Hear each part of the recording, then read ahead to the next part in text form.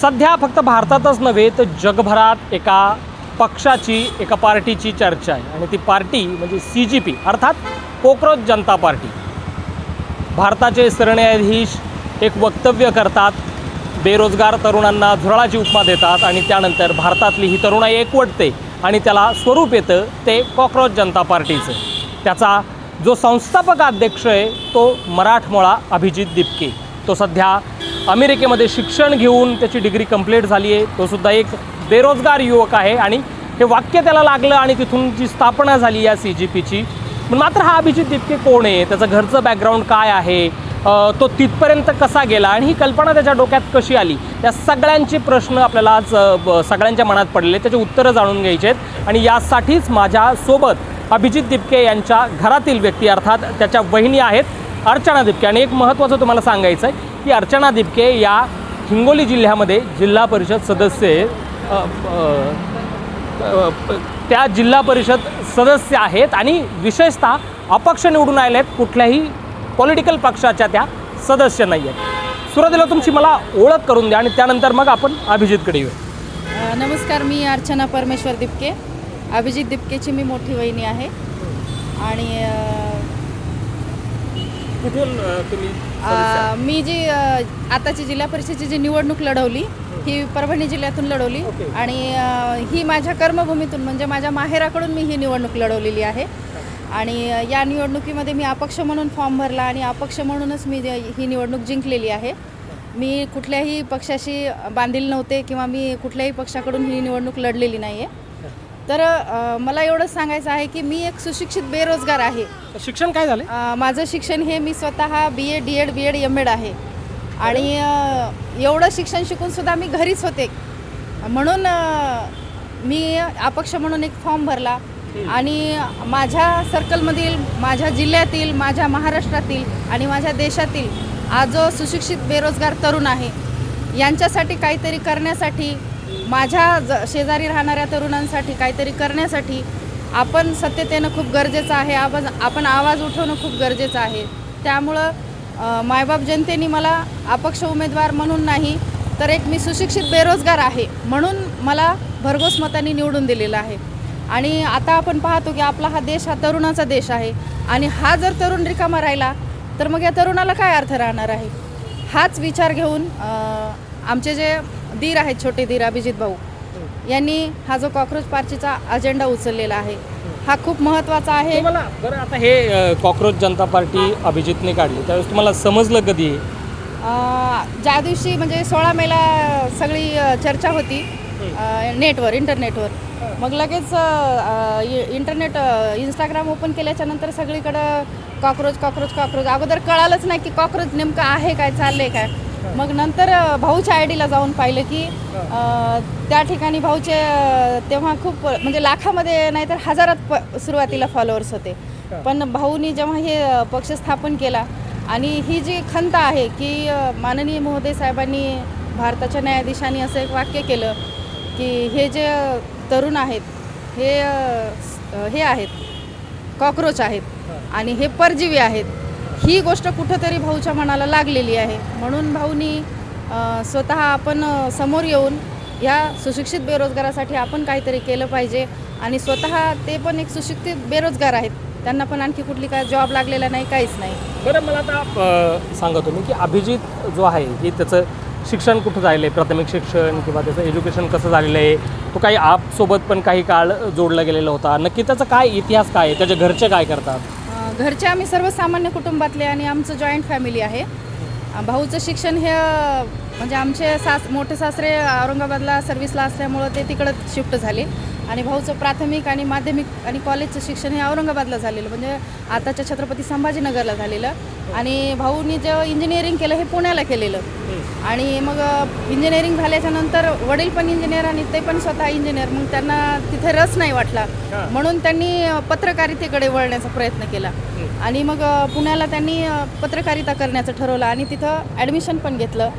पण तिथे ॲडमिशन घेतल्याच्या नंतर त्यांच्या कॉलेजला अरविंद केजरीवाल जे आपचे मुख्यमंत्री होते माजी, ते त्यांच्या कॉलेजला भेट देण्यासाठी आले होते। तेव्हा मग भाऊची आणि त्यांची तिथे ओळख झाली आणि ओळख झाल्याच्या नंतर मग केजरीवाल साहेबांनी त्यांना दिल्लीला बोलवलं आणि तिकडं बोलवल्याच्यानंतर त्यांचं जे एज्युकेशन आहे, त्यांची जी बुद्धी आहे, त्या बुद्धीचा कुठंतरी वापर झाला पाहिजे, हा तरुण कुठंतरी पुढं गेला पाहिजे, या सर्व गोष्टीचा त्यांनी विचार केला आणि भाऊला त्यांनी त्यांच्यासोबत त्या ठिकाणी त्यांनी घेतलेलं.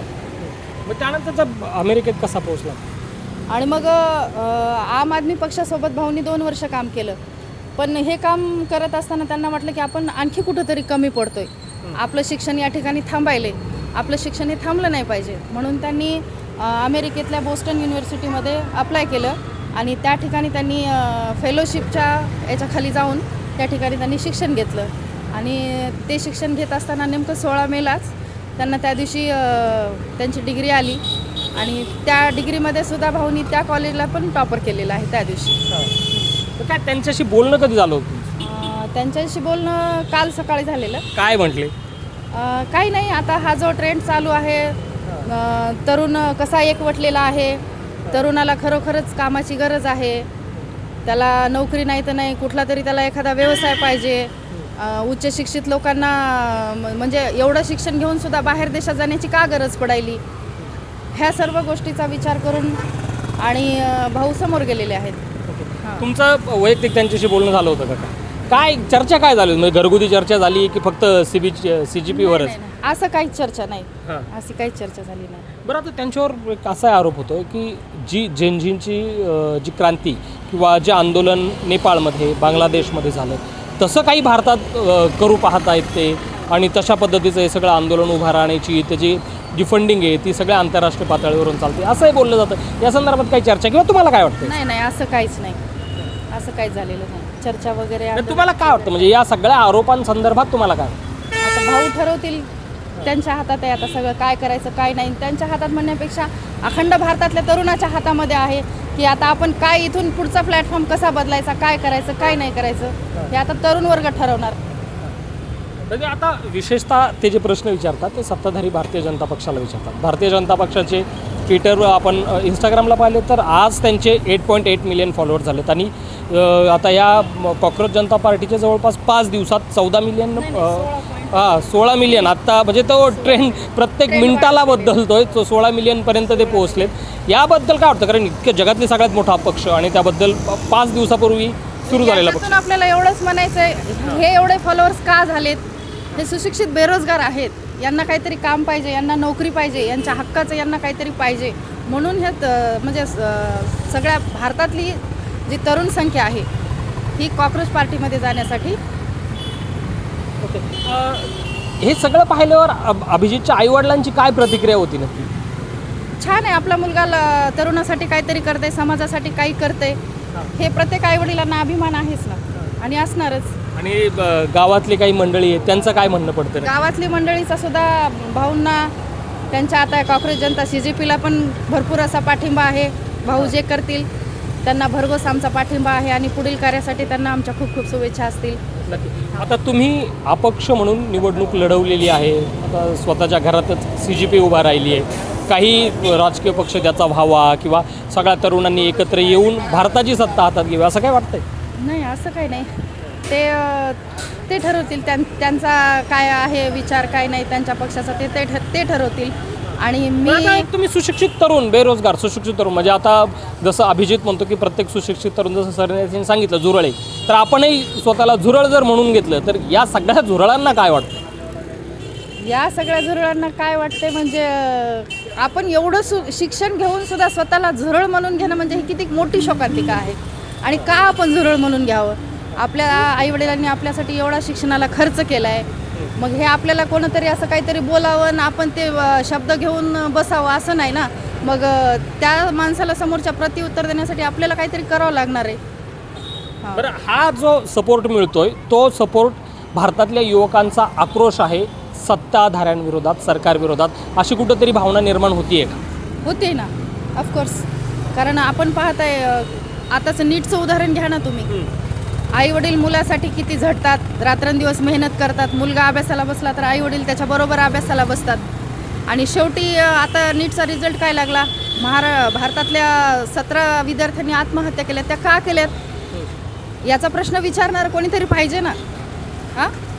त्या आईवडिलांना काय वाटलं असतील, मुलासाठी त्यांनी स्वप्न काय स्वप्न पाहिलेली असतील, त्या मुलांनी नीटसाठी काय स्वप्न पाहिले असतील, नीटपर्यंत येण्यासाठी त्याने किती अभ्यास केला असतील, त्याने किती तरी रात्र जागले असतील आणि अभ्यास केला असेल आणि शेवटी त्याच्या पदरात काय पडलं, आत्महत्या. मग हे कुठंतरी थांबलं पाहिजे, याला कोणीतरी बोलणारं पाहिजे, कुठंतरी वाचा फुटली पाहिजे. म्हणून संबंध भारतातल्याच नाही तर संबंध जगातल्या तरुणांना माझी विनंती आहे की सगळेजण भाऊसोबत पाठिंबा द्या आणि समोर काहीतरी वेगळं करण्याचा निश्चितच प्रयत्न करा. नक्कीच. ह्या होत्या अर्चना दिपके, या वहिनी आहेत अभिजित दिपकेच्या, ज्यांनी कॉक्रोच जनता पार्टीची स्थापना केली आहे. अभिजितचा प्रवास नक्की कसा राहिलेला आहे, तो अमेरिकेपर्यंत कसा पोहोचला आणि त्याचे उद्दिष्ट नक्की काय आहेत या सगळ्या संदर्भात, याचा सगळ्यांवर सखोल प्रकाश टाकण्याचं काम त्यांच्या बहिणीने केलेलं आहे. अभिजित दराडे, पॉलिटिकल महाराष्ट्र, पुणे.